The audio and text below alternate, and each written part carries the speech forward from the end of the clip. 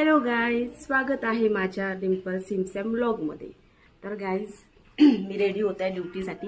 तर गाईज आमच्याकडचं वातावरण इतकं पावसाळा आहे ना, आणि बघा मी बाहेरचं वातावरण तुम्हाला दाखवते।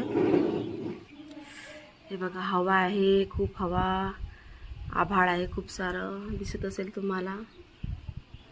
बघा आता इतक्या याच्यामध्ये मला डोंगराळ भागात जावं लागणार आहे ड्युटीसाठी, कारण माझा एरियाच तो आहे। तर मी रेडी होत आहे, रेडी झाल्यानंतर मी दाखवते तुम्हाला निघायच्या वेळेस, ठीक आहे। तर गाईज मी झाली रेडी, सर्व रेडी झाल्यानंतर आता मी निघते ड्युटीला। तर मी भेटते तुम्हाला ड्युटीवर गेल्यावर, तोपर्यंत आपण ड्युटीवर भेटू, ओके। तुम्हाला अंधार दिसत असेल माझ्या बॅकग्राऊंडला, कारण आमची लाईट गेली सकाळपासून। कारण थोडं हवा म्हणजे सुटली की गेला, लाईट गेली, थोडा पाऊस पडला की लाईट गेली, थोडं काही झालं की लाईट गेली। ए बाबा, इतकं गरमी होत आहे, इतकी हवेत गरमी होत आहे। तर आता म्हटलं आपण थोडा खिडकीचा उजेड आहे, पुढे आमची खिडकी आहे, तर त्या उजेडामध्ये आवरलं मी। तर आता ड्युटीला निघते, ठीक आहे। गाईज मी तुम्हाला बोलले ना, ग्रामसभा आहे एका गावामध्ये, तिथे जाणार होते। पण जाता इतकी हवा सुटली आणि इतकं पाऊस आला, मी सांगू शकत नाही। मी झाडाखाली थांबले, झाडाखाली असं वाटलं की माझ्या अंगावर पडते म्हटलं झाड। पण म्हटलं एखादं घर मला भेटलं पाहिजे थांबण्यासाठी तिथे, पण मला काही एखादं घरही भेटलं, म्हणजे तिथं भेटलं नाही। पण मग मी त्या घरापर्यंत जाईपर्यंत इतकी ओली पण होऊन गेली आणि खूप हवा पण चालू होती, गाडी पण म्हणजे रोडवर अशी थांबत नव्हती। आणि म्हटलं आता काय करू, आणि ओली पण झाली। मग तिथं त्या घरी मी गेले आता तिथंच थांबले होते मी, माझा फोन ना डिक्कीत होता म्हणून मला ब्लॉग पण घेता आला नाही। तिथं गेल्यानंतर त्या म्हणजे त्या घरच्या लोकांनी बसायला जागा दिली व्यवस्थित, आणि बसले पण। त्यांनी माझ्यासाठी चहा केल्यानंतर आता मला त्यांनी आंबे दिले सोबत, म्हणे पाणी पाऊस असलं की यायचं नाही, आणि खूप वातावरण खराब असते, झाडाखाली थांबायचं नाही। खूप खूप चांगलं सांगितलं त्यांनी, म्हणजे खरंच यार, म्हणजे लोक ना खूप चांगले। आता मला तर असं एकदम म्हणजे अशी घरची आठवण येते, पण ह्या लोकांच्या याच्यामुळे एकदम छान होऊन जातं। तर गाईज आभाळ खूप गडगडत आहे, पाऊस येण्याचे चान्सेस आहे। मी दवाखान्यात जाते आधी, ठीक आहे, तिथं गेल्यावर भेटते तुम्हाला। गाईज दवाखान्यात जाण्याच्या आधी मी तुम्हाला पहिले दाखवते। हे बघा पाऊस कसा पडला इकडं, हे बघा पूर्ण, बघा बघा बघा बघा, इतका जोराचा पाऊस पडलेला गाईज, मी सांगू शकत नाही। तेव्हा म्हणजे मी दाखवणार होते, म्हटलं व्हिडिओ काढते तेव्हा, पण मग माझ्याकडून काही झालं नाही, मग सुचलंच नाही मला कसं काढावं म्हणून। इकडे होते गाईज, मी त्या गावाला जाणार होते, बघा डोंगराळ भाग, बघा ते पहाड वगैरे, खूप खूप म्हणजे झरणा पण दाखवलं असतं मी, पण काय आता तो दिसणार नाही, ठीक आहे गाईज। आता मी दवाखान्यात जाते, नाहीतर भरपूर पाणी येईल, मला जाता येणार नाही परत। चला, तर गाईज मी पावसातून मी म्हटलं तुम्हाला की मी दवाखान्यात जाते, तर तेव्हाच मला खूप पाऊस परत लागला। तर मी त्या कारणाने परत म्हणजे दवाखान्यात जाऊन म्हटलं तुम्हाला भेटते आणि तिथे व्हिडिओ काढते, तुम्हाला दाखवते पण तिथला परिसर। पण मग खूप पाऊस असल्या कारणाने ते काही मला करता आलं नाही। म्हटलं डिक्कीतच फोन होता आणि मी पूर्ण ओली झाली होती म्हणून मी दवाखान्यात गेली। मग तिथंच थांबले, तिथे लाईट पण गेलेली होती, खूप म्हणजे खूप वेळपर्यंत पाऊस चालला। मग तिथनं आवरल्यानंतर मग मी मला म्हणजे ओले असल्या कारणाने खूप थंडी पण लागत होती, ओले कपडे होते ना, तर तेव्हापासून मग मला म्हणजे असं बिमार सारखं वाटत आहे। तर मग मी तिथनं निघाली आणि आता रूमला आले, भरपूर वेळ झाला, फ्रेश वगैरे झाली मी, पण मग असं थोडं बरं नाही वाटत आहे, कारण पूर्ण ओली झाली होती सकाळपासून। तर आता डायरेक्ट म्हणजे खूप ओली होती, त्या कारणाने पूर्ण खूप टाइम निघून गेला ना, आणि ओले कपडे पण होते आणि दुपट्टा पण ओला, सर्व काही ओलं असल्या कारणाने जास्त जर आपल्या शरीरावर ओले कापड राहिले किंवा आपण ओलं असलो तर मग आपल्याला आपल्या बॉडी टेम्परेचर जे आहे, जे नॉर्मल राहतं, तर ते जर कोल्ड झालं तर मग तब्येतीमध्ये बिघाड होतो।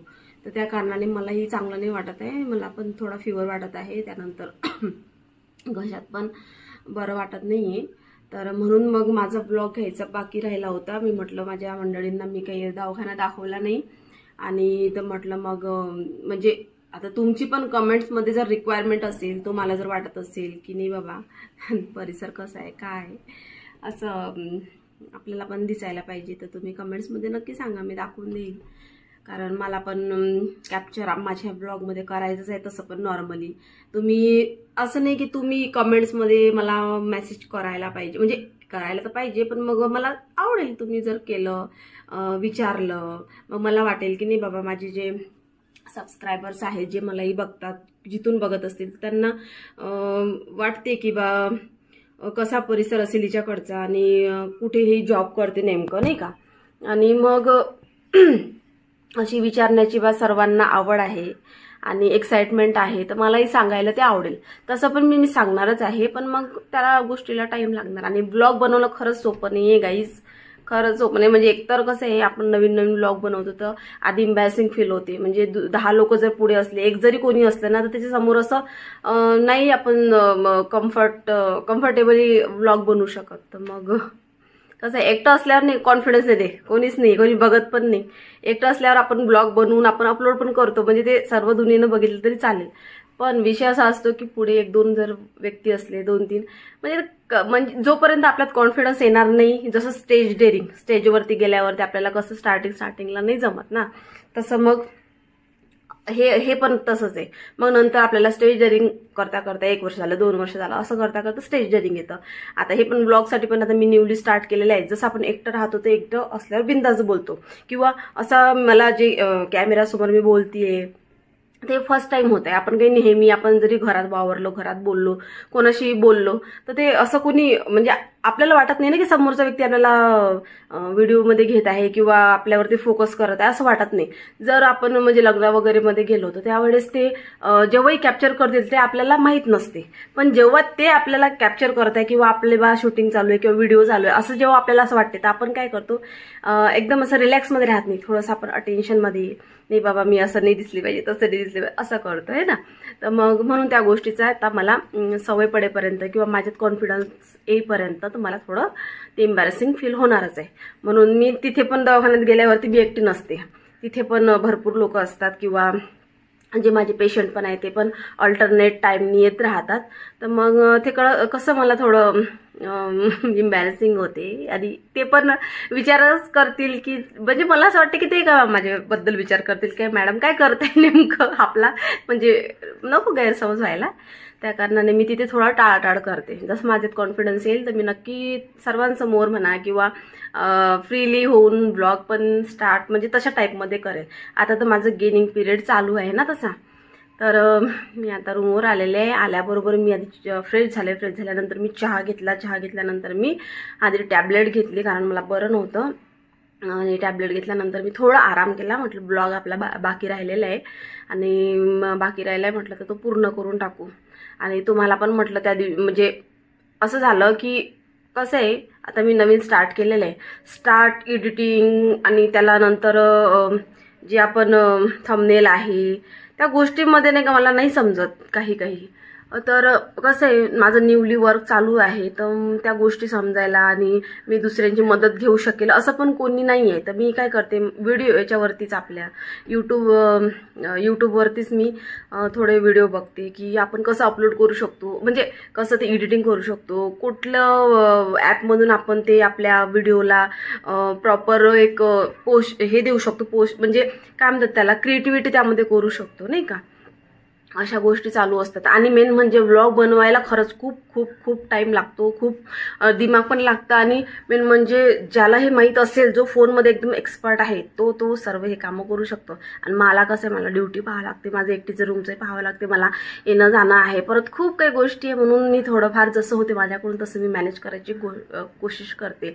आणि मला ना, मी जिथे राहते किंवा मी जिथे ड्युटी करते, तर मला इथले जी माझी मुवमेंट आहे, इथले जे माझे आठवणी आहे, इथला जो माझा परिसर आहे, इथलं सर्व मला माझ्या फोनमध्ये कॅप्चर करून माझ्यासोबत जे घडेल किंवा जेही इथून पुढे जितकेही वर्ष, जितकेही दिवस, जितकेही महिने, जितकेही जे काही असेल त्यानुसार माझ्यासोबतचे जे काही माझे मुवमेंट राहतील, ज्या माझ्या आठवण राहतील ते माझ्या फोनमध्ये राहतील, माझ्यासोबत राहतील. आणि मी अपलोड केल्यानंतर ते गुगलवरूनही मला माझ्या फोनवरून जरी ते गेले तर आहे गुगलवरती, तर मी ते परत अपलोड हे करू शकते, म्हणजे माझ्या फोनमध्ये घेऊ शकणार. तर गाईज एवढंच मला सांगायचं आहे तुम्हाला. बाकी तुमच्याकडे वातावरण कसं आहे? आमच्याकडे तर खूप पावसाचं वातावरण आहे, खूप हवा आहे. आणि म्हणजे कधी पाऊस येते, कधी ऊन तापते, कधी हवा सुटते, तर कधी लाईट राहते, कधी नाही राहत. आज लाईट आहे, आत्ता लाईट आहे. रूमवर आले, मला तसं वाटलं होतं की लाईट नसणार म्हणून, पण लाईट आहे. तर जाऊ पण शकते. आधीच मोबाईल चार्जिंग करून ठेवते मी. तर माझ्याकडून काही चुकी होत असेल गाईज तर मला नक्की कळवा, नक्की सांगा. आणि मला काही ते ब्लॉगमधलं इतकं जमत नाही तर मला तुम्ही सांगा की कसं करायचं, काय करायचं. कमेंट्समध्ये मला नक्की तुम्ही जे माझे जितके सबस्क्रायबर आहे तितके सांगा. आणि सबस्क्रायबर माझे कमी आहेत मला माहिती आहे, कारण कसं आहे चॅनल ग्रो व्हायला खूप क्रिएटिव्हिटी लागते, खूप मेहनत लागते, खूप म्हणजे मी जे ब्लॉग बनवत आहे तो जर हे असेल काय म्हणजे त्याला इफेक्टिव्ह असेल तर पुढचा पण व्यक्ती म्हणजे पाहण्यासाठी आणि म्हणजे जे पुढचे आहेत बरोबर, म्हणजे एखादा पिक्चर जर चांगला असेल तर खूप हे होते, लोक जमतात. आणि पिक्चर जर एकदम असा असेल म्हणजे नको इतकं काही खास नाही, कारण आपण रिव्ह्यू देतो ना दुसऱ्याला की नाही बाबा इतकं काही खास नाही, तर मग पुढच्याचं पण मनच होते की ठीक आहे चांगला नाही तर जाऊ दे आपण जाऊच नाही, असं माझं नको व्हायला. ठीक आहे, मी नवीन आहे. तुम्हीच जर मला कोऑपरेट केलं किंवा तुम्हीच कमेंट्स केले, शेअर केला व्हिडिओ माझा आणि लाईक्स केले तर माझा हा आपोआप तुमच्या सहकार्याने, तुमच्या हेल्पनी मी माझ्या ह्या चॅनलमध्ये ग्रो करू शकणार. ठीक आहे गाईज.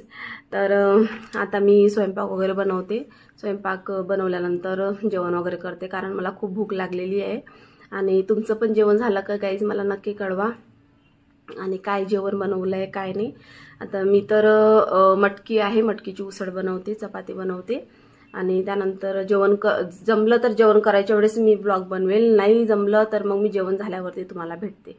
ठीक आहे, तोपर्यंत तुम्ही तुमचे कामं करा, मी माझे कामं करते.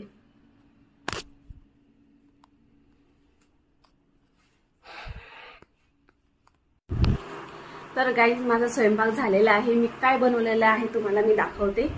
मी बोलले ना तुम्हाला मी मटकीची भाजी बनवणार. ते बघा गाईज, मी मटकीची भाजी बनवली, त्यानंतर चपाती बनवली. आणि त्यानंतर गाईज मला जे आज शेंगा दिल्या, मी तुम्हाला सांगितलं ब्लॉगमध्ये की मला आंब्याने शेंगा दिल्या भुईमुगाच्या, तर मी ते उकळून ठेवल्या. आणि उकळून ठेवल्यानंतर मी त्या जेव्हा वाटेल तेव्हा खाईल. आणि गाईज तो जो पसारा इथे आहे ना त्याच्याकडे लक्ष देऊ नका, मी आवडते जेवण वगैरे झाल्यानंतर. ठीक आहे. आणि गाईज हे बघा हा पसारा पण आहे, माझे कपडे आहेत, तर मला त्याची घडी वगैरे घालायची आहे. कारण एकटं असल्यावर असं नाही काम नसतात, भरपूर कामं असतात. जो एकटा राहतो म्हणजे समोरच्याला वाटत असेल की नाही बाबा एकटं असल्यावर काय काम करावं लागतं, काय स्वयंपाकाचं पण टेन्शन असतं. पण नाही गाईज, एकटा असल्यावरच खूप टेन्शन राहते आणि खूप कामं राहते. कारण तो बिचाराने त्यालाच उठा, त्यालाच त्याचं करा, त्याचा स्वयंपाक करा, त्यानंतर ते पसारा असल्यावरती मग तो घाई गडबडमध्ये ड्युटीला जा, ड्युटीवरती त्याचे कामं आवरा. ते जर ड्युटीवरती कोणत्या कंडिशनमध्ये असते, काय नसते ते त्याचंच त्याला माहीत राहते. आणि लेडीज जर असते तर ते तर खूपच मुश्किल आहे. जेंट्स आता मी कसं आहे ती मेस वगैरे लावतात त्यांचं काही सांगू शकत नाही, पण लेडीज जास्त करून मेस नाही लावत. लेडीजचं मला ठीक आहे, मी दुसऱ्यांचं एक्झाम्पल देत नाही, पण मी माझं जे आहे मी मेस लावलेली नाही आहे. मी स्वतः माझं बनवते. स्वतः बनवल्यानंतर कारण मेसचं मला तर वाटते अख्खे कॉलेज म्हणजे 6-7 वर्ष आणि त्यानंतर जॉबला पण मेसचंच होतं. तर ते म्हणजे मला 8-1 वर्ष हे मी मेसचंच खाल्लेलं आहे. मेसवर कसं असते जेवण हे तुम्हाला माहिती आहे गाईज, कमेंट्स करा मला कसं असते. जेही मेसमध्ये गुजरलेले असतील ना सर्व, त्या फेजमधून गेलेले असेल की मेसमध्ये कसं जेवण राहतं, अरे बापरे. आणि चांगले असेल ना तरी पण जात नाही, कारण घरची चटणी आणि भाकर पण एकदम बेस्ट लागते. पण मेसवरचं नाही, कितीही काही असो बाबा, मला तर नाही आवडलेलं. तुम्हाला आवडलं असेल तर तसं मला कमेंट्स करा. ठीक आहे. तर म्हणून मग मी काही मेस वगैरे लावली नाही, मी स्वतः स्वयंपाक सकाळ संध्याकाळ बनवते. आणि त्यानंतर मग माझा टिफिन वगैरे बांधा आणि ड्युटीवर गेल्यानंतर मग तिथले काम आवरल्यानंतर मग परत आपल्या रूमवर येणे आणि रूम आवरल्यानंतर मग जे काही आपल्याला रेस्ट करणे, मग परत ऑफिशियलचे जे ऑनलाईन काम आहे, कारण जिथे मी ड्युटी करते तिथे बिलकुलही रेंज नाही आहे, बिलकुलही माझं ऑनलाईन तिथे काम होत नाही. मीटिंग जरी असली किंवा तिथे जरी म्हटलं की तुम्ही दवाखान्यातून मीटिंग जॉईन करा, असं करा तसं करा, पण आम्हाला डायरेक्ट ते रोडवर जावं लागते.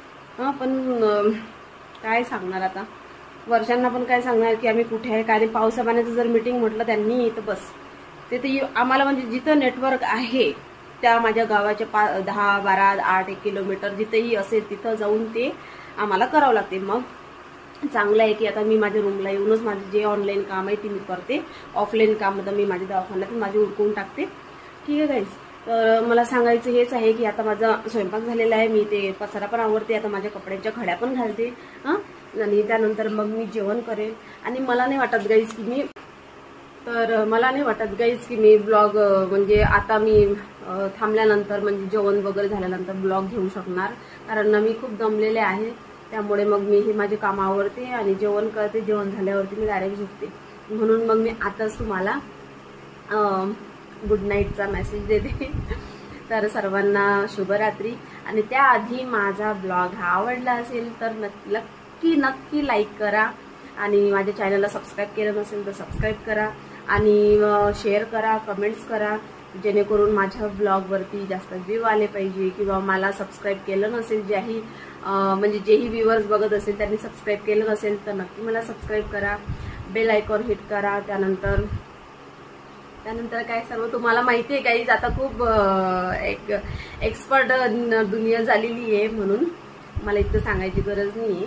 फक्त माझ्या चॅनलला तुम्ही ग्रो अप करण्याची एक सपोर्ट करा आणि माझ्या ब्लॉगला नक्की लाईक करा गाईज. ठीक आहे, थँक्यू.